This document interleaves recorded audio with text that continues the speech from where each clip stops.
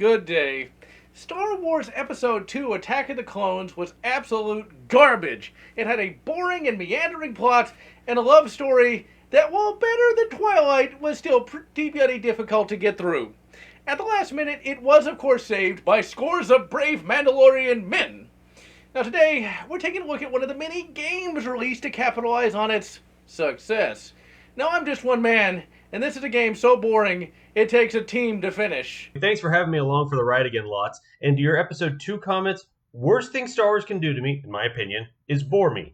That second act got dangerously close to doing that. Thank goodness for the 2 Obi-Wan Jango fights, which is quite fitting with today's game. So let's down some Monster Energy drink and try and stay awake while we play through Star Wars Jedi Starfighter. Star Wars Jedi Starfighter was developed and published by LucasArts and released to the gaming world in March of 2002 for the PlayStation 2 and May for the Xbox original. Today, we are taking a look at the PlayStation 2 version of Jedi Starfighter being played with PCSX 2. And it runs it mostly well.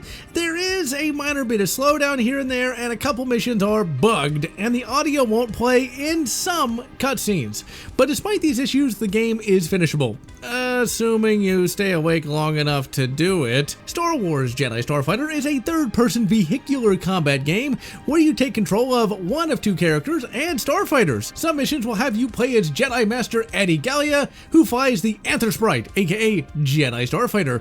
She has access to the Force, and as you play the game, she will gain more and more Force powers. Addie has 4 special weapon abilities regarding the Force. Force Shield for extra protection, Force Lightning to use against grouped enemies, Force Speed to slow things down, and Force Shockwave to really clear the area out. There's a tiny mini-game involved with it too, where you need to time using the Force right to really make the powers effective. You then have Space Pirate Captain Nim. He is a pretty kick-ass character, and he commands the Havoc, a prototype bomber. As you play throughout the game, you will unlock more and more powerful weapons for this awesome craft. This ship also appeared in the new Essential Guide to Vehicles and Vessels. Important to note that this game actually is a sequel to another game, Star Wars Starfighter. Check the link. So Nim and his crew, the Locke Revenants, and his bomber all make a return.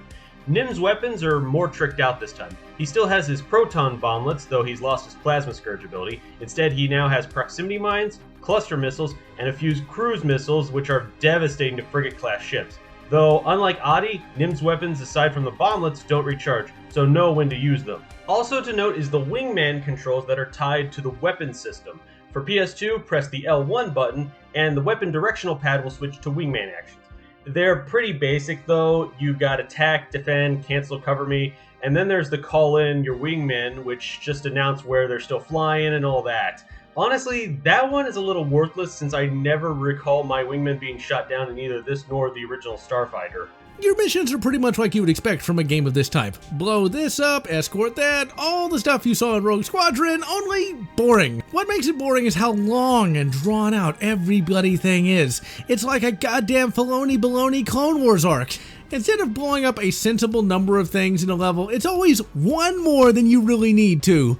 And the game is never really a challenge. The enemies can barely hit you on normal, and if they could hit you, these levels would get even more annoying, because in this game, you gotta finish the whole bloody mission on 1 life, and if you die, you go back. At least Rogue Squadron gave you lives and intro-level checkpoints. This game is so easy to screw up, and restarting is so difficult due to the sheer bloody tedium. Yeah, this game has a bit of a problem with that, mainly from several levels that focus on you dealing with waves of bombers or other types of attacking aircraft.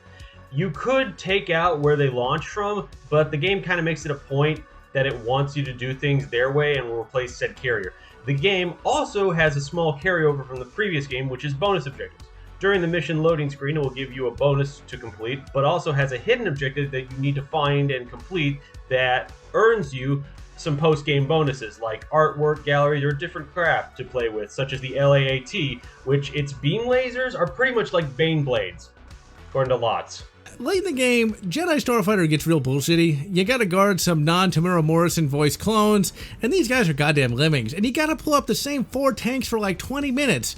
Then, in a NIM mission, you complete some tedious objectives, and then fly into a holy crap, why are all these turrets here? Imagine playing this entire level only to die 2 seconds from beating it. Jedi Starfighter, you were in no way good enough for me to try that again. Thankfully, when emulated, you got that sweet save state key. Now, if you were on the actual PlayStation 2, all you gotta do is type in an easily found cheat code and just move on from this crap. As a Star Wars fan, I say just play the game for completeness sake. The story you play through kind of makes the trash tier gameplay worth it, and hey, it's better than Force Unleashed. I'm gonna do a positive Force Unleashed review just to spite you. By the way, W. Hayden Blackman, who was basically the head of the whole Force Unleashed multimedia project, was actually head writer to this game. Too bad this game plays so mid, because these graphics look really good. In-game, that is. The ship is well detailed, and the maps have got all kinds of cool stuff going on in them, and if I'm honest, this game looks on par with the Rogue Squadron duology on the GameCube. However, when you get into the cutscenes... It's early 2000 CGI for video games. It's not aging poorly, but it is showing its age these days. Sound is pretty great. VA is excellent, and the explosions and blaster fire sound pretty okay too. Sadly, the music is kind of boring as the game reuses the same few snippets from the Star Wars score over and over again. The voice acting is pretty much on point. It's a LucasArts Star Wars game. They can easily bring out the A game with the voice acting community with the likes of Tom Kane or Rob Paulson. As for the music, yeah, much of it is looping of the Williams score, but much of the Nim stuff is new that fits with him, composed by Mark Grisky, who would later go on to work on composing for KOTOR 2, Force Unleashed, and the Old Republic MMO. So yeah, while this game's gameplay might be trash, the story is anything but. The game stars Jedi Master Adi Gallia and the space pirate Captain Nim, and they have to team up to take down the Trade Federation. After the infamous Star Wars title crawl, Count Dooku contacts our main adversary of the game, Captain Kavik Toth, commander of his mercenary group, Saboth Squadron. Toth is keeping an eye on the Trade Federation's presence in the Carthax system as they plan to build a weapon to bring to Geonosis. At the same time, Mace Windu sends Adi Gallia with the Aether Sprite prototype to investigate the Federation's presence and to meet with Nim, whose Locke Revenants group was giving the Nemoidians trouble around the planet Maramir. So Addy meets up with Nim's crew in a nebula, helps him out stealing some codes, and then finally rescues his crew from a prison who has a name that is somewhat similar to THX-1138. Now after that, she'll destroy the Feddy's base that's on that planet, and when you take down the local Nemoidian leader, it's a decent enough boss fight where you have to drop some death charges on his head. After this, Kavik Toth becomes the main villain of the game. You know, when you got a name like that, you gotta be a villain. He's pretty much your stereotypical bad guy. He takes over the local Trade Federation operation by killing the leading Nemoidians with the new MacGuffin, the Trihexalon Compound, a chemical weapon that is capable of melting flesh, but leaving infrastructure and Robros intact. A pretty logical war crime, and a logical use of Star Wars technology. This is similar in concept to the dastardly neutron bomb of the real world. The Cavity Creep really shouldn't be able to take over the Trade Federation ships this easily, as the crew should have some kind of lockout, as should the droids, but whatever. Toth orders his Twi'lek second, Lieutenant Bella, to use the hex weapons in a live fire test on a civilian population. As Master Gallia, you have to stop Ed Bella's attack on this city. This sounds cooler than it really is. There are way too many waves of missiles that you have to shoot down, and you're never in any real danger of missing any. And thus, like the rest of the game, this is a really tedious mission that should be really nail-biting. The scourge of the Hex must be stopped, and so Nim and crew head out to take down the Hex manufacturing facilities. This is another tedious mission where you gotta guard some ground pounders. But we do get a kick-ass cutscene where Addy comes to Nim's rescue, and in a nod to Farce Unleashed, we see Addy holding her lightsaber backwards. Towards the end of the game, we catch back up with Attack of the Clones, and Adi Gallia teams up with her old apprentice Siri. This is long before Apple named their wiretap Siri. Anyway, they have to fight the Trade Federation and Toth's mercs. Toth, of course, wants to deploy the war crime gas to take out the clone troopers. Not sure if this really works since the brave sons of Mandalore have sealed armor, but we can allow it because it's a video game. The Geonosian fighters are really bloody annoying as they come out of nowhere and their missiles do a shit ton of damage. Urge to cheat rising. Nim's plot finally is wrapped up when he's able to retake his old base from the Trade Federation. He then learns that Kavik Toth is going to take the remaining hex weapons to a little-known planet in the Outer Rim territories. Then you cut back to Addie where she has to fight off Kavik Toth, and what's kind of interesting here is you get a number of wingmates that become major characters, like really major characters. You got the Dark Woman, who will become important in the comic called Ghost Prison, and finally, you got a guy named Het. Ooh, I wonder what he's gonna be up to. I wonder what his legacy will be. As you would expect, at the last possible minute, Nim shows up to help save the day. I'm surprised that we didn't transition to his point of view, but it does make more sense to finish the game as Adi Gallia, because this is called Jedi Starfighter after all, and you use your Jedi Starfighter to take down Toth once and for all. Final cutscene is Adi back on Coruscant, where Mace tells her good job and all. He tells her that they tried to make Nim a Republic commander of the Carthax sector, but he obviously declined. Of course, that doesn't stop Adi from being assigned to there. So what happened to Addie anyway? Did Lucas blast her in Revenge of the Sith?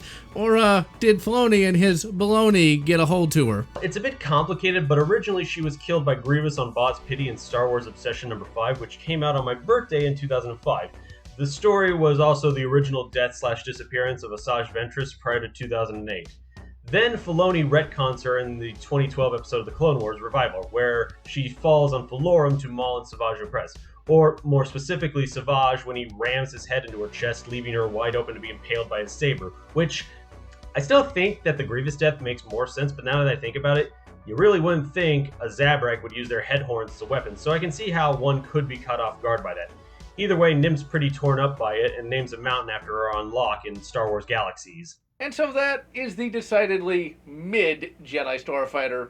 If you played it back in the day and you kind of want to revisit the games of your past, I guess you could boot it up, use some cheat codes, then play a couple levels, and then immediately get back to something that's better. It's certainly not the worst game out of the vast collection of Star Wars games, but it's not exactly something I would recommend first, but rather something to just check off if you're playing through many of the games in the franchise. I am General Lotz, wishing you good Rogue Squadron, and not bad Force Unleashed. And good Ace Combat. Or whatever makes you happy. If you enjoyed this video, please consider subscribing, and please consider leaving a like or a comment, as the algorithm desires your soul. And I want to thank all those fans who have supported this channel, both past and present.